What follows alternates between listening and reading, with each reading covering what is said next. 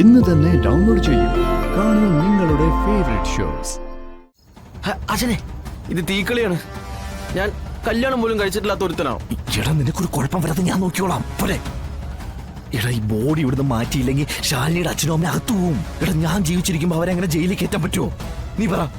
നീ കുടിച്ചേ.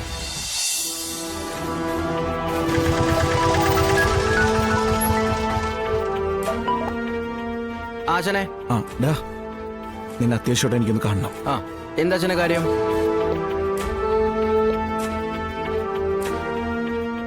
ഈ രാത്രിയിൽ ഉറക്കമില്ലാതെ ഞാൻ നിന്നെ വിളിക്കണമെങ്കിൽ എന്തെങ്കിലും കാര്യമില്ലാതിരിക്കോ? ശരി, എവിടെ വരേണ്ടത് പറഞ്ഞാൽ മതി, ഞാൻ വരാം.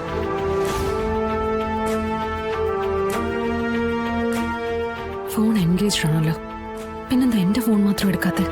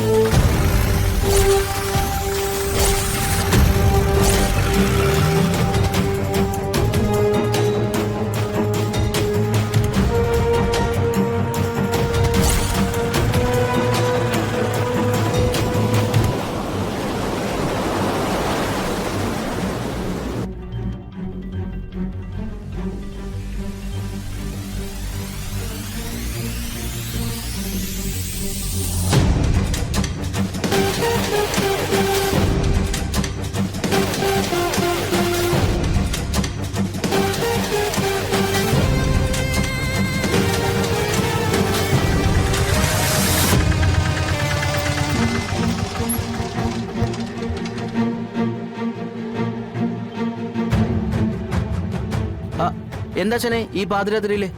പറയാം. ഒരു വലിയ കുഴി എടുക്കണം. ഈ രാത്രിയിലോ? അത് നമുക്ക് പകലെടുത്താ പോരെ? എടാ, പകലെടുക്കാൻ പറ്റത്തുണ്ടല്ലേ രാത്രി എടുക്കണമെന്ന് പറഞ്ഞേ. എങ്കിലെടുക്കാം. അതിനുള്ള കാര്യങ്ങളൊന്നും കയ്യിലില്ല. ഈ മൺവെട്ടി, പിക്കാസ്. എത്രയും പെട്ടെന്ന് മണ്ണ് മാറ്റി കുഴിക്കാൻ പറ്റുന്ന എന്തൊക്കെ കിട്ടും അതൊക്കെ ഒപ്പിക്കണം. ഈ പറഞ്ഞ സാധനങ്ങളൊക്കെ നമുക്ക് ഒപ്പിക്കാവുന്നതേ ഉള്ളൂ. അല്ല അച്ഛനെ, ഇതെന്താ കാര്യം? ഇതെവിടെ കുഴി എടുക്കണ്ടേ? നമ്മുടെ കയ്യിൽ ആകെ 3-4 മണിക്കൂറേ ഉള്ളൂ. അതിനുള്ളിൽ നമ്മൾ ഇതൊക്കെ ചെയ്ത് ഒപ്പിക്കണം. നഷ്ടപ്പെടുന്ന ഓരോ നിമിഷങ്ങളും പ്രശ്നങ്ങൾ സങ്കീർണമാവുകയുള്ളൂ. അല്ല ആശന്റെ ഒരു കാര്യം എന്തെന്ന് പറഞ്ഞില്ല. അല്ല, നമ്മൾ എന്തിനാ കുഴി എടുക്കുന്നേ? എടാ, കാര്യമൊക്കെ ഉണ്ട്. അത് ഞാൻ നിന്നോട് വിശദമായിട്ട് പറയാം. എടാ, എന്റെ കൂടെ നിൽക്കാൻ നിനക്ക് പേടിയുണ്ടോ? അതെന്താ ചോദ്യം ആശാനെ? ഇനിയിപ്പോ ചെയ്യാൻ പോകുന്ന എന്ത് കാര്യമാണെങ്കിലും അത് എന്നെ ബാധിക്കാത്ത രീതിയിൽ ആശാൻ കൈകാര്യം ചെയ്യുന്ന എനിക്കറിയാം. പിന്നെ ഞാനെന്തിനാ പേടിക്കുന്നേ?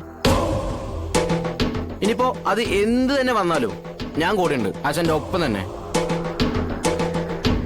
ഇത് മതി, ഈ വാക്ക് മതി.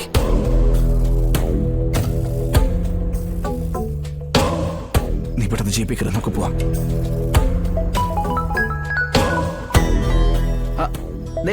ഏട്ടനെ വിളിക്കുന്നു. എടുക്കണ്ട, എന്നെ വിളിച്ചിട്ട് കിട്ടാൻ നിന്നെ വിളിക്കണതാ. അല്ല, ഞാനിപ്പോ എന്താ ചെയ്യണ്ടേ? ഇടാ, എടുക്കാതിരുന്നാ മതി. നീ ഉറക്കാന്ന് കരുതിക്കോളും. അല്ല പക്ഷെ ഞാൻ ഉറങ്ങൂല്ലല്ലോ, ആശാന്റെ കൂടെ നിൽക്കല്ലേ.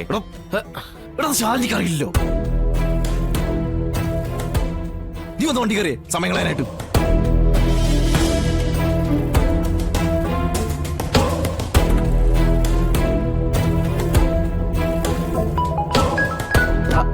എന്തോ കുഴപ്പമാണ് ആശാൻ, എന്തേ വീണ്ടും വിളിക്കുന്നു. നീയായിട്ട് കുഴപ്പമൊന്നും ഉണ്ടാക്കാതിരുന്നാ മതി. 1-2 വട്ടം വിളിച്ചിട്ട് നിർത്തിക്കോളും. അല്ല അപ്പൊ ഓട്ടോ? എടാ, അതവിടെ കിടക്കട്ടെ, നമുക്ക് വരുമ്പോ എടുക്കാം. നീ ഇപ്പൊ ഇവിടുന്ന സാധനങ്ങളൊക്കെ എടുക്കണേ. ആശാൻ വണ്ടി എടുത്തോ? അതൊക്കെ നമുക്ക് എടുക്കാം.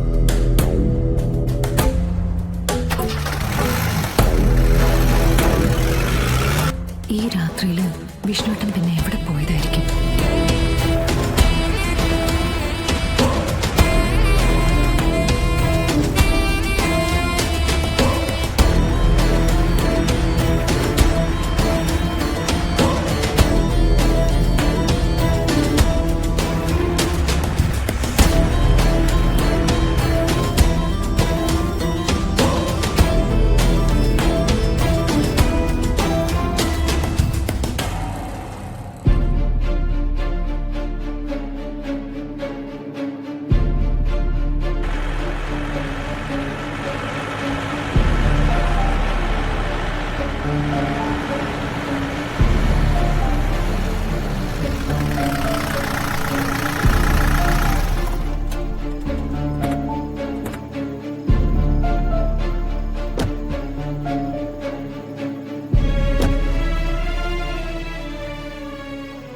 അച്ഛനെ ഇവിടെയാണോ അച്ഛനെ?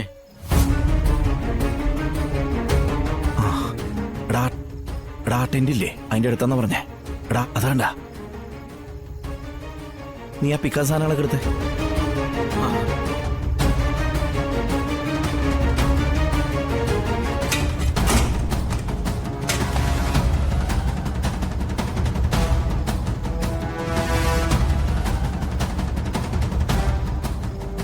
വാടാ.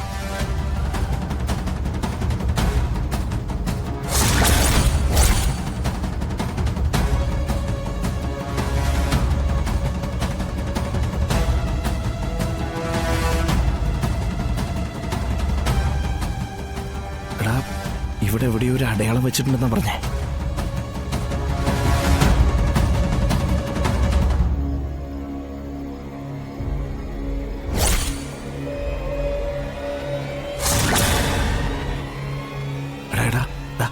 അതാണ്ട ഇവിടെയാണ് നസീറിന്റെ ബോഡി കുഴിച്ചിട്ട സ്ഥലം.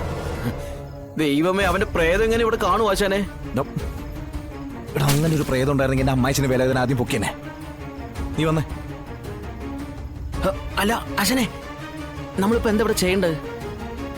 എടാ വേലായുധനെ പോലീസ് പൊക്കിയ സ്ഥിതിക്ക് കുഴിച്ചിട്ട സ്ഥലമേ വേലായുധനെ കാണിച്ചു കൊടുക്കേണ്ടി വരും. അപ്പൊ അവര് വരുന്നതിന് മുമ്പ് ഈ ബോഡി ഇവിടെ നിർത്ത് മാറ്റണം. അപ്പൊ നീ തുടങ്ങിക്കോ. അച്ഛനെ, ഇത് തീക്കളിയാണ്. ഞാൻ കല്യാണം പോലും കഴിച്ചിട്ടില്ലാത്ത ഒരുത്തനാവും. എടാ നിനക്കൊരു കുഴപ്പം വരാതെ ഞാൻ നോക്കിയോളാം. പോരെ. എടാ ഈ ബോഡി ഇവിടുന്ന് മാറ്റിയില്ലെങ്കിൽ ശാലിനിയുടെ അച്ഛനും അമ്മ അകത്തു പോവും. എടാ ഞാൻ ജീവിച്ചിരിക്കുമ്പോ അവരെങ്ങനെ ജയിലിൽ കയറ്റാൻ പറ്റുമോ? നീ പറ. നീ കുറിച്ച് അച്ഛനെ, ഇതെങ്ങനെ പുറത്തിറങ്ങി നമ്മളും കിടക്കേണ്ടി വരില്ലേ? എടാ അങ്ങനൊന്നും വരില്ല. എടാ കമല, നമുക്ക് സംസാരിച്ച സമയമില്ല. ഇവിടെ നമ്മളെ എത്രയും പെട്ടെന്ന് പണിയെടുത്ത് അത്രയും പെട്ടെന്ന് പോവാം. എടാ ഇങ്ങനത്തെ ഒരു സ്ഥലത്ത് നമ്മൾ രാത്രി വിടുന്ന പ്രശ്നമാ. അപ്പൊ നമ്മൾ മൊത്തത്തിൽ പ്രശ്നത്തിലാണല്ലേ?